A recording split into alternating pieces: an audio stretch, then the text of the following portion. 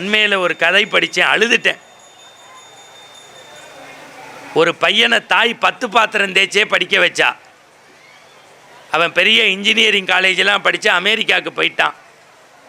கை நிறைய சம்பாதிச்சு கல்யாணம் பண்ணிக்கிட்டான், 2 புள்ள பெற்றுட்டான். வரவே இல்லை. அந்த அம்மாவுக்கு 80 வயசு, பையனுக்கு கிட்டத்தட்ட 38 வயசு. ஊரை விட்டு போனவன் 9 வருஷமாகி வந்து தாயை பார்க்கல. அந்த டாக்டர் சொன்னார், இன்னும் 2 நாளில் நீ செத்து போயிடுவேன்னு. பக்கத்து வீட்டுக்காரனை கூப்பிட்டு அந்த அம்மா என் பிள்ளைக்கு ஒரு கடுதாசி எழுதுங்கன்னுச்சு. அதுதான் இன்றைக்கி ஸ்ரீவில்லிபுத்தூரில் ராத்திரி உங்களை தூங்க விடக்கூடாது. மறந்துடாதீங்க. அடுத்த தலைமுறைக்காக தான் இந்த செய்தி சொல்கிறேன். மகனே மகனே, நீ பிறந்த அன்று வீட்டின் கொல்லைப்புறத்தில் ஒரு தென்னையை நட்டு வைத்தேன். நாங்கள் ஊற்றிய தண்ணீரில் தென்னை வளர்ந்தது. நாங்கள் சிந்திய கண்ணீரில் நீ வளர்ந்தாய். எங்கோ இருந்து ஈட்டக்கூடிய பொருள் உனக்கு சுகத்தை தருகிறது. எங்கள் அருகிலேயே இருக்கும் தென்னை எங்களுக்கு சுவை நீரும் சுக நிழலும் தருகிறது. பரவாயில்லை மகனே, என்றாவது ஒரு நாள் நீ வருவாய் வருவாய் என்றே எதிர்பார்த்து ஏங்கி போனேன். இன்று எங்கள் உடல் முழுக்க ஈமொய்த்த செய்தி உன்னை வந்து சேர்ந்தது. அப்போது கூட நீ ஈமெயிலில்தான் மூழ்கி கொண்டிருக்கிறாய். எங்களுடைய இறுதி கூட்டத்தில் நீ கலந்து கொள்ளாமல் போனாலும் நீ என்று நினைத்து நாங்கள் வளர்த்த தென்னை எங்களை ஓலையாக மாறி பத்திரமாக ஊர் எல்லை வரை சேர்க்கும். அழாதே, இப்படிக்கு உன் அம்மா. நான் உங்கள் எல்லாரையும் பாதந்தொட்டு கேட்குறேன். கடைசி வரைக்கும் அம்மா உயிரோடு இருக்கிற வரைக்கும், செத்ததுக்கப்புறம் திதி பண்ணி படையல் போட்டு பருப்பு பாயசம் சாப்பிட்றத விட இருக்கும்போது கண்ணீரை தொடச்சி ஒரு கவலை காப்பி எவன் கொடுக்குறானோ அவன்தான் புண்ணிய வாங்கிறது தான் வேதத்தில் சொல்லுது. நல்லா தெரிஞ்சுக்கங்க. விடிஞ்சா பட்டாபிஷேகம் ராமனுக்கு. கம்பன் ஒரு வார்த்தை சொல்லுவான், ஆழிசூழ் உலகமெல்லாம் பரதனை ஆட நீ போய் தாளிரும் சடைகள் தாங்கி தாங்கரும் தவமேற்கொண்டு புண்ணிய துறைகளாடி 7-2 ஆண்டு காட்டுக்கு போயிட்டு வா என்று இயம்பினன் அரசன் என்றான். சொன்னது யாரு? கைகேயி. அம்மா இல்லை, அம்மாவை மறந்துட்டான். ஆனால் ராமனுக்கு சொன்னது சின்னம்மா. நான் சொல்கிறது கம்பராமாயணம். ராமன் என்ன தெரியுமா சொன்னா? மன்னவன் பணியென்றாகிலும் நும்பணி மறுப்பெனோ என் பின்னவன் பெற்ற செல்வம் அடியேன் பெற்றதென்றோ. அம்மா அப்பா சொன்னா என்ன, நீ சொன்னா என்ன, நாளைக்கு இல்லை இன்னைக்கு இல்லை இப்பயே மர உரி தரித்து காட்டுக்கு போகிறேன்னால அதனால்தான் ஆண்டாள் சன்னதியில் இன்றைக்கும் ராமனை கொண்டாடுறதுக்கு காரணம் என்னன்னா, தாய் சொல்லுதான் மந்திரம்னு கேட்டது தான் பெருமாளுடைய பக்தி. நான் உங்கள்கிட்ட கை ஊப்பி கேட்டுக்கிறேன். அடுத்து உலகத்தில் நீங்கள் செய்ய வேண்டியது, மறந்துடாம பெண்கள் குளிச்சுட்டு அடுப்பு பற்ற வைங்க. தலையை முடிய விரித்து போட்டுக்கிட்டு வேலை செய்யக்கூடாது. அன்றைக்கி மெட்ராஸில் பார்க்குறேன், ஒரு அம்மா ஈர முடியோடு ஸ்கூட்டரில் போகுது.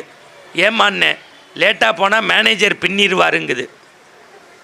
இது புரியுதா இல்லையா?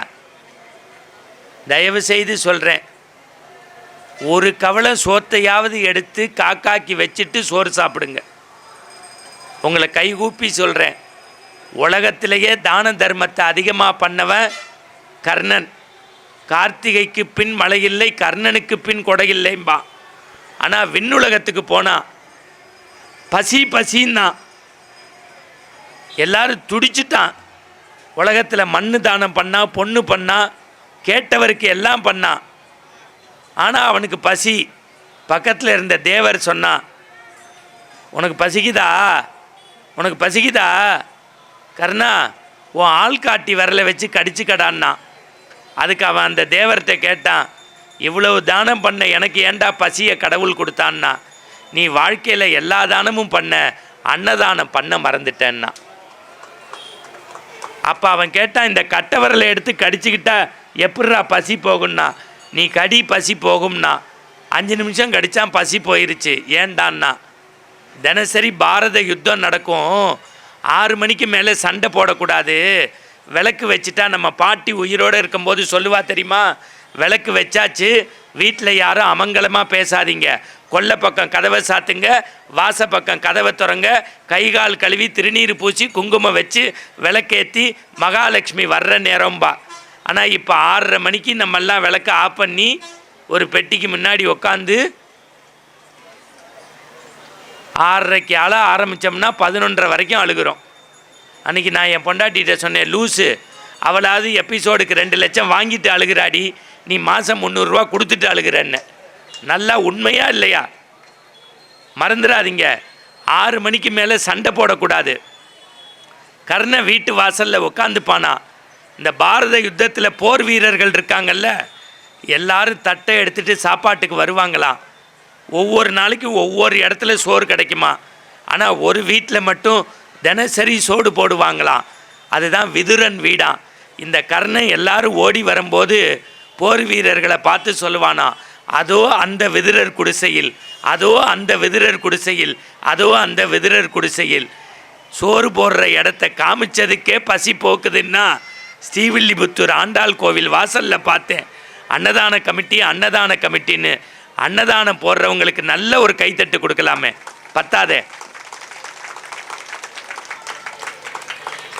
54 வருஷம் சமய சொற்பொழிவு. நான் பெரிய உங்களுக்கு மிரட்டி எதுவும் சொல்லலை.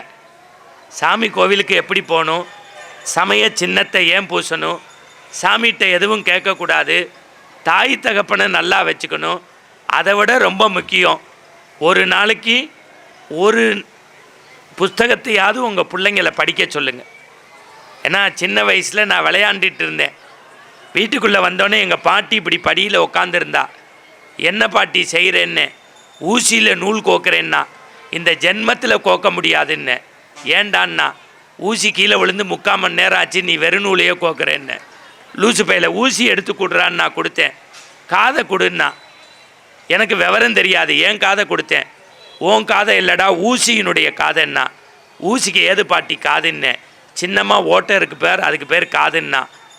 அதுக்குள்ளே நூலை விட்டுக்கிட்டு எங்கள் பாட்டி சொன்னால், இந்த ஊசியினுடைய காதில் நூல் போனால் சட்டையின் கிழிசல் சரி செய்யும், ஊசியினுடைய காதில் நூல் போனால் சட்டையின் கிழிசல் சரி செய்யும். இறைவன் கொடுத்த காதில் நல்ல அறநூல்கள் போனால் உன்னுடைய மனக்கிழிசல்கள் சரி செய்யப்படும். நூலை படியுங்கள், சங்கத்தமிழ் நூலை படியுங்கள்.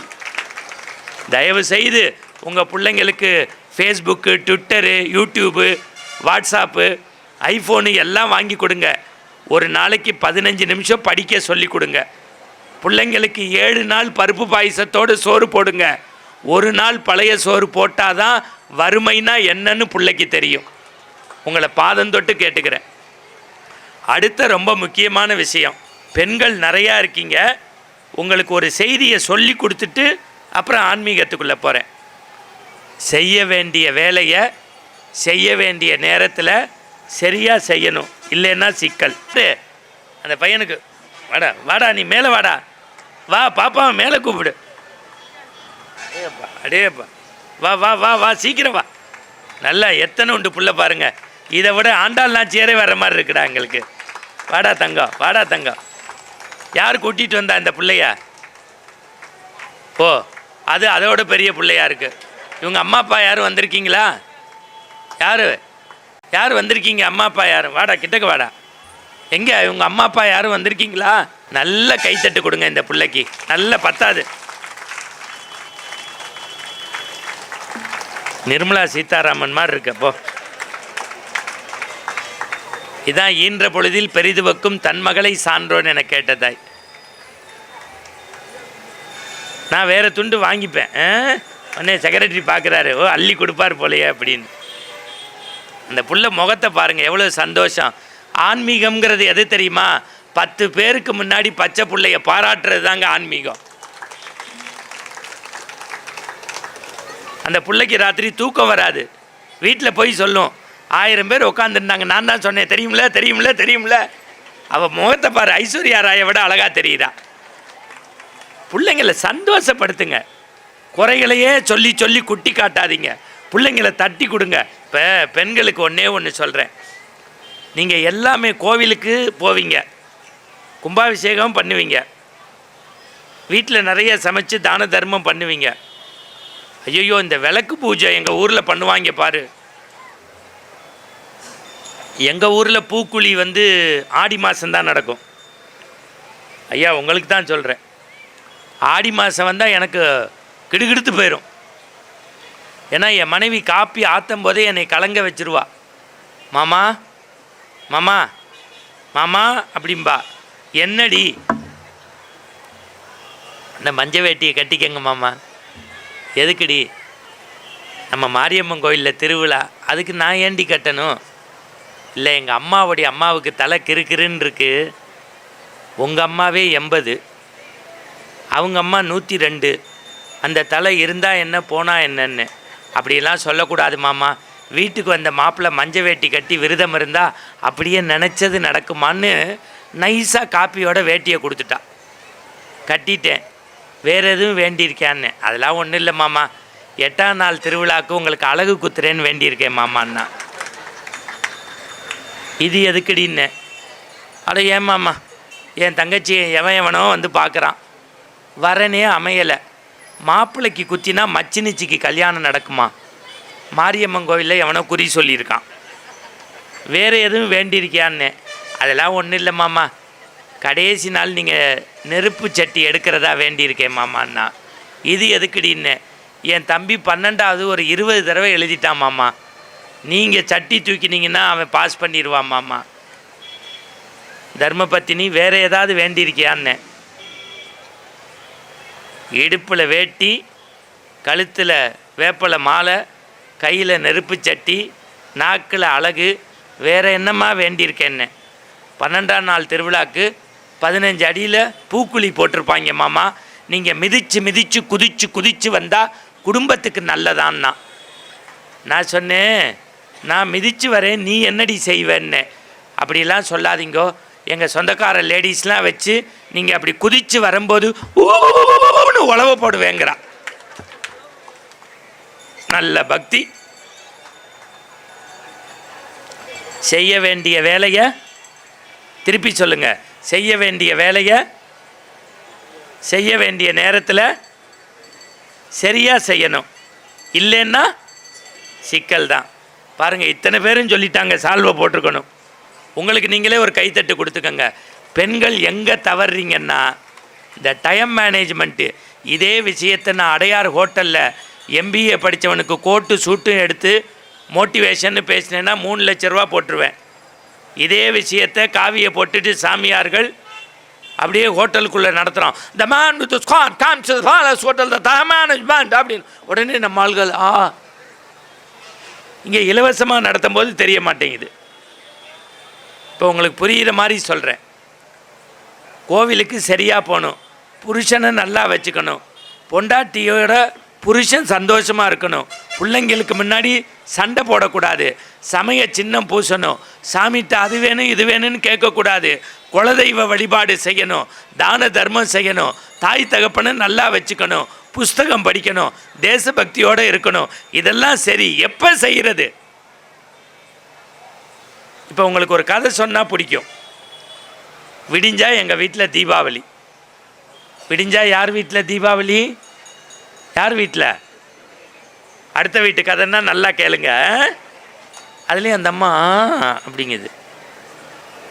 எங்கள் அம்மாவும் மனைவியும் ஒத்துமையாக இருக்கிறது அப்போ தான். ஏன்னா ஜவுளி கடைக்கு போவாங்க. என் மனைவி ரொம்ப நல்லவ. ஒரு 9 மணி நேரத்தில் புடவை எடுத்துருவா. அந்த மேட்சிங் சட்டை இருக்குல்ல, ப்ளவுஸு, அதுக்கு ஒரு 3 நாள் எடுத்துப்பா. கடைக்காரன் கண்ணீர் விடுவான் சார். ஒரு 50 புடவையை எடுத்துருவா. இதை எடு அதை எடு, இந்த புட்டாவை அதில் வை. எடுத்துட்டு கடைசியாக ஒரு புடவையை எடுத்துட்டு அதை இப்படி மேலே போட்டு கடைக்காரன்ட்ட கேட்பா, ஏங்க இது எனக்கு நல்லா இருக்கா அப்படின்பா. நான் பக்கத்தில் லூஸு மாதிரியே நிற்பேன். கடைக்காரன்ட்ட கேட்பா, மேட்ச்சு சரியாக இருக்கான்னு. அவன் சொல்லுவான், மேடம் உங்களுக்கு மேட்ச்சே அமையலை, மேடம் உங்களுக்கு மேட்ச்சே அமையலைம்பான். எப்போ? நான் பக்கத்தில் நிற்கும்போது. வீட்டுக்கு வந்துட்டோம் ராத்திரி 10 மணி. ஐயா சத்தியமாக உங்களுக்கு தான் சொல்கிறேன், உள்ளே வந்தோன்னே என் மனைவி அப்பாவுக்கு எடுக்கல எங்க வீட்டில் வந்து சொல்கிறா. எங்கள் அப்பா அவளுக்கு அப்பாவா. எனக்கு டிரைவர் பேர் கிருஷ்ணன்னு பேர். என் டிரைவர் பேர். 8 மணிக்கு மேலே கூப்பிட மாட்டேன். சாப்பிட்டான்னா சக்கரத்தை எடுத்துருவாங்க. அப்புறம் எனக்கு சங்கு ஊதிடுவாங்க. அதுக்காக ஐயா விழுந்து சிரிக்கிறாரு. நமக்கு சங்கு ஊதுறதுன்னா நல்லா தெரிஞ்சுக்கங்க. ரஜினி மாதிரி பழசை மறக்காமல் இருக்க பஜாஜ் ஸ்கூட்ரு வச்சுருக்கேன். அதை உதச்சி நேராக டி நகருக்கு போனேன். இண்டியன் டெரேன்னு ஒரு கடை. நல்லா கேட்டுக்கங்கய்யா, 9120 ரூபா ஒரு பேண்ட்டு.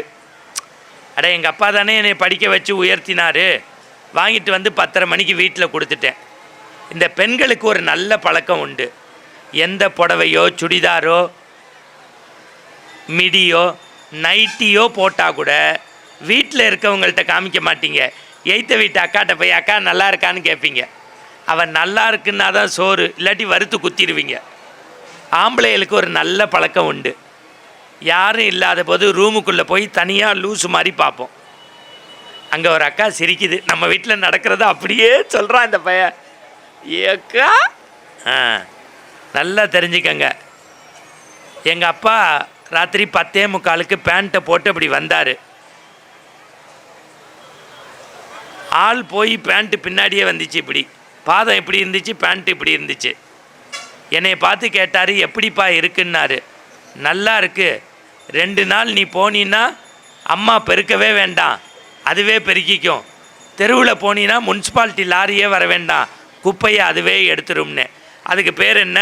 இப்போ பாருங்கள், ஒரு மோட்டிவேஷன், தன்னம்பிக்கையாக உங்களுக்கு சொல்கிறேன். நேர நிர்வாகத்தை, டைம் மேனேஜ்மெண்ட்டை நல்லா கேட்கணும்.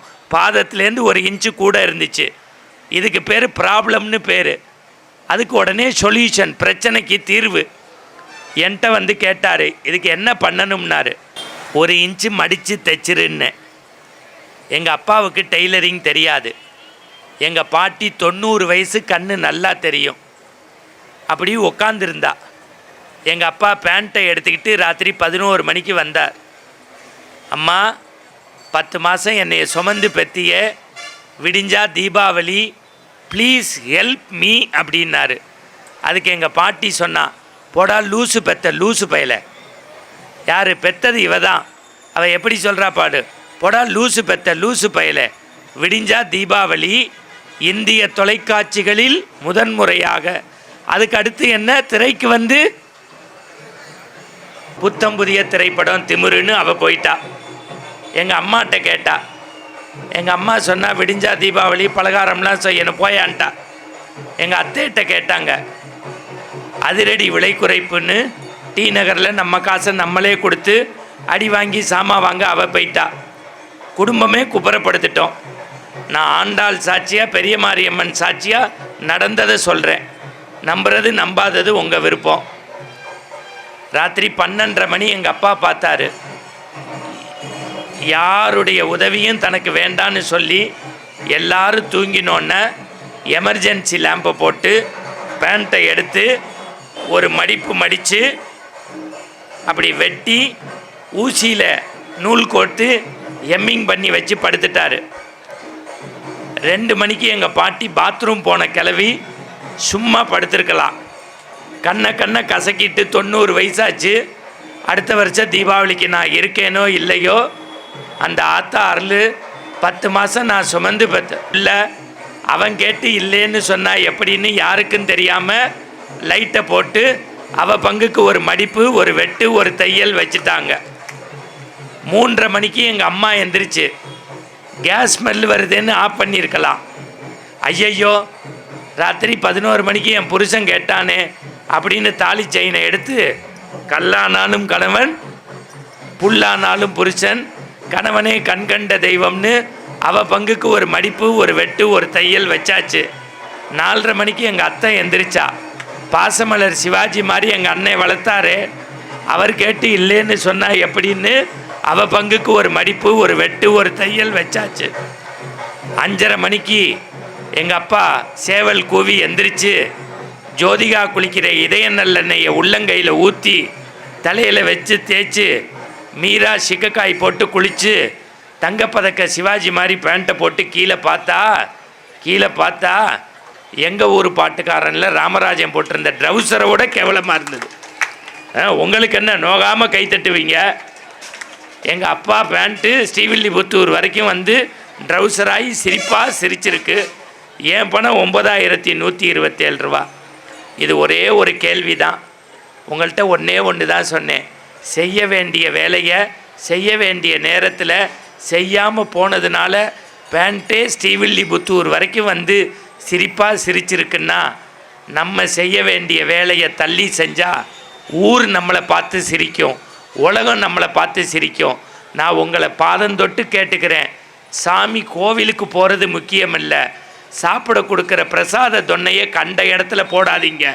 கோயிலுக்கு கோடி கொடுக்கறத விட தொன்னையை குப்பை தொட்டியில் போடுறவங்களுக்கு தான் இந்த பெரிய மாரியம்மனுடைய அருள் கிடைக்கும். நம்ம வீட்டு குப்பையை அடுத்த வீட்டுக்கு தள்ளாதீங்க. பிளாஸ்டிக் பொருட்களை யூஸ் பண்ணாதீங்க. சாகிறதுக்குள்ளே ஒரு மரக்கண்ணையாவது வைங்க. தெருவில் போகும்போது எச்ச துப்பாதீங்க. அடுத்தவனுக்கு துரோகம் செய்யாதீங்க. இன்றைக்கி நம்ம கிடைச்ச 500 ரூபாய்க்கு கடவுளுக்கு நன்றி சொல்லுங்க. எய்த்த வீட்டுக்காரன் 1000 ரூபா கிடச்சிருச்சேன்னு வாயில் வயிற்றில் அடிச்சுக்காதீங்க. எனக்கு கிடைச்ச 500 ரூபா உலகத்தில் எல்லாருக்கும் கிடைக்கணும்னு வேண்டிக்கிறது தான் உண்மையான ஆன்மீகம். எல்லாம் சரி, இது ஆண்டாள் பிறந்த மண். இங்கே உலகத்துக்கே படியளந்தவன் கிருஷ்ணன். இங்கே தெருவெல்லாம் பால்கோவா கடை வச்சுருக்கீங்க. அவன் வாயை திறந்தா வெண்ணெயை திம்பான். உலகமே படிக்கிறதுக்கு பகவத்கீதையை தந்த கிருஷ்ணனுடைய ஒரு விஷயத்தை சொல்லி முடித்தாதான். நான் திருப்பி சொல்கிறேன், மற்ற இடத்துல காசுக்காகத்தான் பேசுகிறேன். இந்த ஊரில் தான் மனுஷன்களுக்காக பேச வந்திருக்கேன். இந்த நம்மால் ரெடி ஆகிட்டார் காளீஸ்வரன். கார் வச்சிட்டாரு, டிஃபன் வாங்கிட்டாரு, பால்கோவாவையும் வாங்கிட்டாரு, பணத்தோட பிரேஸ்லெட்டையும் உள்ளே வச்சுட்டாரு. பரவாயில்ல, அடுத்த வருஷம் வாங்கிக்கிறேன். அவர் சொல்கிறார், நாங்கள் கவர்லேயே வெறுங்கவர் தான் உனக்கு வைக்கலாம்னு இருக்கோம். உங்கள் ஊரே உள்ளம் கவர் கல்வன்க. எனக்கு அந்த கவர் பவர்ஸ் இல்லை, உங்களையெல்லாம் கவர் பண்ணி பேசணும்னாரு செக்ரட்டரி. ஏன்னா முதல் நாள் திருவிழா. நான் சத்தியம் சொல்கிறேன், இப்போ நிறைய பேருக்கு ஒரு சந்தேகம் வரும். சமய சின்னம் பூசுறது, சாமி கோவிலுக்கு போகிறது, இறை வழிபாடு பண்ணுறது, தாய் தகப்பனை நல்லா வச்சுக்கிறது, சாமிகிட்ட எதுவும் கேட்கக்கூடாது எல்லாம் சொன்னீங்க. ஆனால் இந்த பெரிய மாரியம்மன் பூக்குழி திருவிழாவில் ஒரே ஒரு சந்தேகம் வரும். சில பேர் 5000 எழுதியிருப்பாங்க, சில பேர் அன்னதானத்துக்கு 1 லட்சம் கொடுத்துருப்பாங்க, சில பேர் 500 ரூபா கொடுத்துருப்பாங்க, சில பேர் 50 ரூபா கொடுத்துருப்பாங்க, சில பேர் வெறுமனை வந்து சுவாமிக்கு பூக்குழியை மிதிச்சிட்டு கடவுளே நல்லாருன்னு 1 ரூபாய்க்கு சூட வாங்கிட்டு போவாங்க. அப்போ 5 லட்சத்துக்கு மரியாதையா 5 ரூபாய்க்கு மரியாதையான்னு ஒரு சந்தேகம் வரும். நான் இன்றைக்கி சொல்கிறேன், உலகத்தில் எதையும் எடை போட்டு பார்க்கணும்னா அதுக்கு ஒரே கடவுள் ஸ்ரீவில்லிபுத்தூர் ஆண்டாளை மணந்த பெருமாளாகிய கிருஷ்ணன் தான், கண்ணன் தான். கண்ணன் வந்து சொல்லிட்டானா அவன் சுப்ரீம் கோர்ட்டுக்கு மேலே எதுவும் கிடையாது. அன்புக்குத்தான் கடவுள் அடிமை. எதுக்கு அடிமை? நல்லா சத்தமாக சொல்லுங்கள். எதுக்கு? அன்புக்கு. இதை உங்களுக்கு சொல்லி முடித்தா புரியும். கிருஷ்ண பரமாத்மா அஸ்தினாபுரத்துக்கு போனான். எதுக்கு? பாண்டவர்களுக்கு தூது பேச. இன்றைக்கி காலையில் உங்கள் ஆண்டாள் நாச்சியார் கோயிலை சுற்றி அந்த பெரிய ரத வீதியை பால்குடம்லாம் காலைல வந்துச்சு. நானும் சுற்றி 2 ரவுண்டு வந்தேன். ஐயா தான் சாட்சி. அந்த மாதிரி அஸ்தினாபுரத்துக்கு தேரை விட்டு இறங்கி கண்ணை ஊருக்குள்ளே வந்தான். முதல்ல நம்ம காளீஸ்வரன் மாதிரி பீஷ்மாச்சாரி கை தட்டி கூப்பிட்டாரு. கிருஷ்ணா இங்கே வாடா, இங்கே வா. தங்கத்தட்டு வெள்ளி ஸ்பூனு எங்கள் வீட்டில், சாப்பிடவான்னா. கிருஷ்ணா ஆகட்டும் பார்க்கலான்னா. அடுத்து பொருளாளர் மாதிரி துரோணாச்சாரி கூப்பிட்டாரு. கிருஷ்ணா என் வீட்டுக்கு வா, இந்த பார் சேரு, உட்காந்தா 6 அடி உள்ளே போகும், என் வீட்டுக்கு வான்னாரு. ஆகட்டும் பார்க்கலான்னாரு. இந்த ஐயா மாதிரி பீஷ்மாச்சாரி கிருபாச்சாரி மாதிரி துரோணாச்சாரி, கிருஷ்ணா என் வீட்டுக்கு வாடா. 10 பெண்கள் காலை அமுக்குவாங்க, பருப்பு பாயசம் சாப்பாடு, 8 பெண்கள் கவரி வீசுவாங்க, என் வீட்டுக்கு வான்னாரு. பார்க்கலான்னாரு. கடைசியாக நம்ம செக்ரட்டரி மாதிரி ஒரு ஆள் நின்னார். கிருஷ்ணா, அதோ அங்கே தெரியுது பத்தியா, உன் வீடு வரியான்னு கேட்டார். கிருஷ்ணன் சொன்னா, என்ன கேட்டேன்னா, டே அதோ உன் வீடு தெரியுது வரியான்னு கேட்டான். அதுக்கு கிருஷ்ண பீஷ்மாச்சாரி, கிருபாச்சாரி, துரோணாச்சாரியாரை பார்த்து சொன்னா, ஸ்ரீவில்லிபுத்தூரில் எனக்குன்னு ஒரு வீடு இருக்கும்போது நான் அடுத்த வீட்டில் தங்கினா ஊர் என்னைய கிண்டலாக பேசும், என் வீட்டுக்குள்ளே போகிறேன்னு போனான். அது வீடு இல்லை இத்தனுண்டு, உள்ளே போனால் வெளியில் வர முடியாது. உள்ளே போனான். வந்திருக்கிறது யார்? கிருஷ்ணன். ஜனாதிபதிக்கெல்லாம் ஜனாதிபதி. இப்போ நான் உங்கள் வீட்டுக்கு வரேன்னு வச்சுக்கோங்க, உடனே கிளம்பாதீங்க, உட்காருங்க. ஒரு பேச்சுக்கு அந்த அம்மா என்ன சொல்லுவாங்க, ஐயா வந்திருக்காங்கன்னு சந்தோஷமாக கூப்பிடுவாங்க. கிருஷ்ணன் வந்தோடனே விதுரனுக்கு கை காலெலாம் வேர்த்து விறுவிறுத்து போச்சு. வந்தோடனே சொம்பில் தண்ணி கொடுத்து முறுக்கு அதிரசம் தட்டில் வச்சு கொடுப்போம். ஸ்ரீவில்லிபுத்தூர்னா பால்கோவாவும் சாத்தூர் சேவும் வச்சு கொடுப்பீங்க, கரெக்டு தானே? கிருஷ்ணன் வந்துட்டான். விதுரன் வீட்டில் கொடுக்கறதுக்கு ஒன்றும் இல்லை, ஏழை பிராமணன். 2 வாழைப்பழம் இருந்தது. வந்தது ஜனாதிபதியோட பெரிய ஆள். அவசரத்தில் என்ன பண்ணிட்டான், தோலை பிச்சு பழத்தை கீழே போட்டு தோலை கொடுத்துட்டான். கிருஷ்ணனும் சாப்பிட்டான். எப்படிம்பாங்க, விஷத்துக்கும் அதுக்கும் வித்தியாசம் இருக்காது. இருந்தாலும் நான் சொல்லுவேன், பேஷ் ரொம்ப என்ன இருந்ததும்பே. ஏன்? ஓசி காப்பி இல்லை, என் தங்கச்சி நல்ல காப்பி தான் கொடுப்பீங்க, இருந்தாலும் சொல்கிறேன். அவங்க சொல்கிறாங்க, நொன்ன பயல சொல்லிவிட்டு அப்புறம் என்ன. அந்த மாதிரி கிருஷ்ணன் இந்த தோலை தின்னால சும்மா இருந்திருக்கலாம் இந்த விதுரன். கிருஷ்ணா, நான் கொடுத்த பழம் எப்படி இருந்துச்சுன்னா, அதுக்கு கிருஷ்ணன் சொன்னான், 7 உலகத்தில் இந்த மாதிரி சாப்பிட்டது இல்லைன்னா. அவன் வாயில் பார்த்தான் தோல். ஐயோ பரந்தாமா, பரம்பொருளே, கோவிந்தா, நாராயணா. குலசேகர ஆழ்வார் எப்படி வேண்டுவார், படையேடா யாகேனோ, பார்க்குவளை யாகேனோ, தொட்டு விரல் தொட்டரலும் சுண்ணாம்பு ஆகேனோ, மிதியடியா யாகேனோ, நாற்காலி ஆகேனோ. கண்ணா, நீ போடுற செருப்பா இருக்கக்கூடாதா, நீ உட்கார்ற சேரா இருக்கக்கூடாதா, நீ தொடுற சுண்ணாம்பா இருக்கக்கூடாதான்னு சொல்லுவார்ல ஆழ்வார். அந்த மாதிரி கண்ணா மன்னிச்சுக்கோடா, தெரியாம உனக்கு தோல் கொடுத்துட்டேன், நீ வந்த கை கால் எனக்கு ஓடலை, மன்னிச்சுக்கோ. அதுக்கு கிருஷ்ணன் சொன்னா, போடா, அன்பு வந்தால் வார்த்தை தடுமாறும். நான் கோபியரோடு, மறந்துடாத, கோபியர்னா பெண்கள், கோபியரோட நான் விளையாண்டுக்கிட்டு இருப்பேன். என் தாய் யசோதை கூப்பிடுவா, இங்கே வாழான்னு. கோக்களுக்கு பழம் கொடுக்க சொல்லுவா, கோன்னா பசு. அப்படியான்னு அவள் திரும்பினோன்னு பழத்தை தின்னுட்டு தோலை கொடுப்பேன். இப்போ எனக்கு நீனே தோலை கொடுத்துட்ட அன்புனால. போடா போடா போடா. பேசிக்கிட்டே இருப்பாங்க. கிருஷ்ணன் சொல்வான், நல்லா பேசினா பசிக்கும். கலீஸ்வரன், நல்லா பேசினா பசிக்கும், நல்லா கேட்டாலும் பசிக்கும், நல்லா பேசினாலும் பசிக்கும். இப்போ கிருஷ்ணனும் விதுரனும் பேசிக்கிட்டே இருந்தாங்க. நேரம் போனதே தெரியல. கிருஷ்ணன் சொன்னான், எனக்கு பசிக்குதுன்னா. விதுரன் சொன்னான், அடுத்த வேளை சோத்துக்கு என் வீட்டில் வழி கிடையாது, உன் பசியை போக்குறதுக்கு நான் பஞ்சாமிர்தத்துக்கு கொடுக்க முடியாது. ஒன்றே ஒன்று, ராத்திரி 9 மணி ஆச்சுன்னா உப்பில் கஞ்சி போட்டு குடிப்பேன், நீ குடிக்கிறியான்னா. கிருஷ்ணன் சொன்னான், அதுதான்டா அமிர்தமாக இருக்கும், கொண்டு வாடான்னா. இப்பையும் சொல்கிறேன், உலகத்திலேயே 5 நட்சத்திர விடுதியை விட அம்மா கையில் புளிஞ்சு சோறு போட்டு அப்படி உருண்டை வாங்கி சாப்பிட்டு பாருங்க, அது அமிர்தத்துக்கு இணையாக இருக்கும். சாப்பிட்டாதான் நல்லாயிருக்கும், அதுதான் உண்மை. அந்த மாதிரி கிருஷ்ண உப்பு கச்சியை கொண்டு வந்தான், ஒரு டம்ளாரில் ஊற்றினான். இப்போ என் கையில் கொடுத்தா நான் என்ன பண்ணுவேன்? நான் தான் கடகடன்னு குடிப்பேன். ஓ, குடிக்கலையா? உங்களுக்கெல்லாம் நடித்து சொல்ல வேண்டியிருக்கு. கிருஷ்ணன் கையில் கொடுத்தான், குடிக்கிறதுக்கு கொண்டு போனால் விதுரம் பிடிச்சிட்டான். டே நிறுத்துறான்னா. இதுதான் நம்ம ஊரில் ஒரு பழமொழி சொல்லுவாங்க, கை கெட்டினது வாய் கேட்டல. எப்படி ஐயா சொல்கிறாரு பாருங்க. பிடிச்சிட்டான். கிருஷ்ணன் கேட்டான், என்னடா கொடுக்குற மாதிரி கொடுத்து வாங்கிக்கிட்டேன்னா. கிருஷ்ணா மன்னிச்சுக்கோடா, மன்னிச்சுக்கோ, நான் ஏழை பிராமண உஞ்சி வர்த்தி பார்ப்பான், தினசரி 4 வீட்டில் அரிசி வாங்கி தான் கஞ்சி குடிப்பேன்.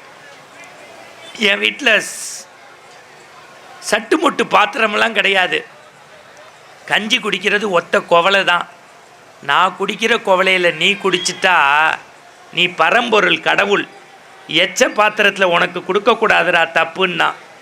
அப்போ கிருஷ்ணன் சொன்னால், எனக்கு பசிக்கு இது என்ன செய்கிறதுன்னா, ஒன்று செய்யட்டுமா, என் வீட்டு பரனில் காய்ந்த இலை சருகு இருக்குது, அந்த சருகில் கஞ்சி ஊற்றுறேன், குடிக்கிறியான்னா. அதை முன்னாடியே சொல்லக்கூடாதா, ஊற்றுறான்னா. இப்போ இலையை கொடுத்தான், கஞ்சி ஊற்றணும்ல, சும்மா இல்லாமல் விதிர சொன்னான், பார்த்து பிடிச்சிக்கோ, இலையில கஞ்சி ஊற்றினா ஓடும்னா. இப்போ கிருஷ்ணன் கடுப்பாயிட்டான், ஏண்டா டேய், உலகத்துக்கே பகவத்கீதை கொடுத்தவன்னா எனக்கு இலையில கஞ்சி ஊற்றினா ஓடும்னு தெரியாதா, ஓசி சோறுங்கிறதுக்காக ரொம்ப பேசுகிற, ஊத்துறா அப்படின்னா. பார்த்து பிடிதான்னா. இப்படி வலப்பக்கம் ஊற்றினா கிருஷ்ணன் பிடிச்சான், இடப்பக்கம் போணுச்சு, இடப்பக்கம் பிடிச்சான், வலப்பக்கம் போச்சு, 2 பக்கமும் பிடிச்சான், கீழே போச்சு.